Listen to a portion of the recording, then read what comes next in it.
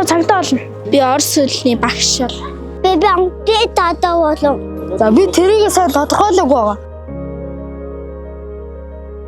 Би аатаа эсвэл ээжтэйгээ байхдаа зэрэгтэй. Би аав ээжтэйгээ байхдаа юунаас чаддаг? Би ээжтэй хамгийн хайртай. Аав ээждүүтэй хамгийн хайртай. Би аав ээжтэй. Би ээж аав дүүтэй хайртай. Аав ээжтэй хайртай. Би аав шиг мундаг хүн болохыг мөрөөддөг. Англи хэл сураад Америк руу явах. Ийм мөрөөдөл нөгөө том болоод ирээдүйд цагдаа болно. Намайг ойлгож сонсдог, надад зөвлөж тайлбарладаг аав ээжтэй баярлаа. Хайртай шүү.